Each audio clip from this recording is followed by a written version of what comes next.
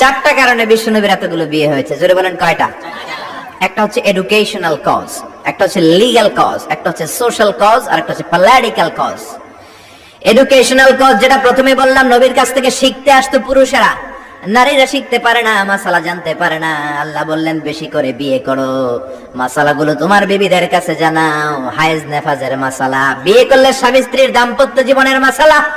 ও নবী, তুমিও বলতে লজ্জা পাও, নারীরা শুনতে লজ্জা পায়, তোমার বিবিদের কাছ থেকে এসে এসে শিখে যাবে রে নবী।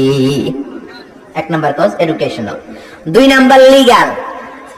অনেকে ছেলে দত্তক রাখে, পালক পুত্র, খবরদার, পালক পুত্র কোনদিন আপনার আপন পুত্র হতে পারে।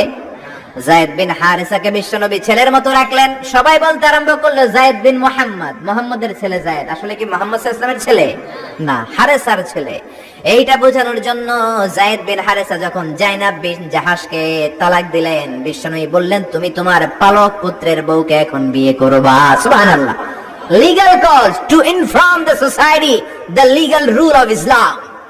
ইসলামের রুলিং শেখানোর জন্য পালক পুত্রের বউ তালাক পাওয়ার পরে বাবা বিয়ে করতে পারে। সুবহানাল্লাহ কোন, আর জোরে কোন।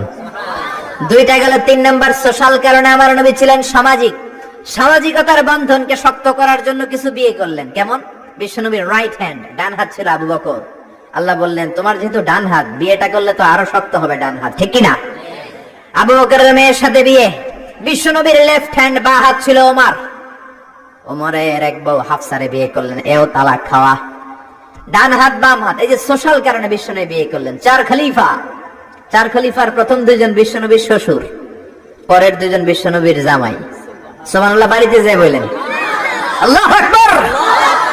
আবু বকর, সাইয়েদনা ওমর বিশ্বনবীর শ্বশুর, আর ওসমানকে দিলেন দুই মেয়ে, আলীরে দিলেন এক মেয়ে। আল্লাহু আকবার।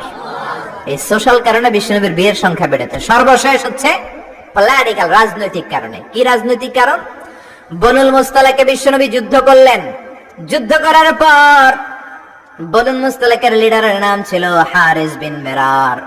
হারিস বিন মেরারের একটা মেয়ে ছিল, তার নাম ছিল জুয়াইরিয়া বিনতুল হারিস। বিশ্বনবীর 11টা বউ, 2টা ছিল দাসী।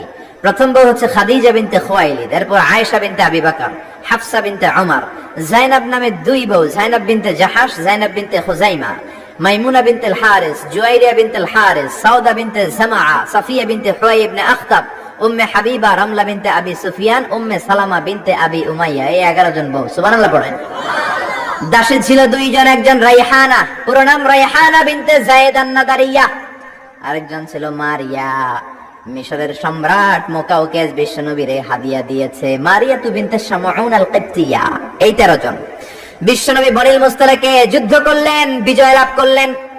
বিশ্বনবী ভাবলেন বনিল মুস্তালাকের লিডারের মেয়েটারে যদি বিয়ে করি, আমার শত্রুর বংশ হয়ে যাবে আমার শ্বশুর বাড়ি, ঠিক কিনা? বুদ্ধি করে বিয়ে করলেন। বিয়ে করার পরে পুরো বনিল মুস্তালাকের লোকেরা ভাবে হায় হায়, আমাদের লিডারের মেয়ে বিয়ে করছে, এখন তো আমরা বেয়াই বেয়াই সম্পর্ক, ঠিক কিনা? আর কিলাকিলির দরকার নাই, আর তলোয়ার নিয়ে মারামারির দরকার নাই, তলোয়ার ফালা, সবাই একসাথে জড়ো হয়ে অ্যাসেম্বলি কর। মুহাম্মদ রে ডাক। বিশ্বনবী আসলেন। এবার সবাই বলল মুহাম্মদ আমাদেরকে পড়িয়ে দাও লা ইলাহা ইল্লাল্লাহু মুহাম্মাদুর রাসূলুল্লাহ। দেহ ভোগের জন্য মুহাম্মদ একটা বিয়েও করে নাই, জোরে বলেন ঠিক কিনা? এডুকেশনাল কারণ, লিগ্যাল কারণ, সোশ্যাল কারণ, পলিটিক্যাল কারণ। আবার ইহুদের এক মেয়েকে বিয়ে করলেন বিশ্বনবী, সাফিয়া।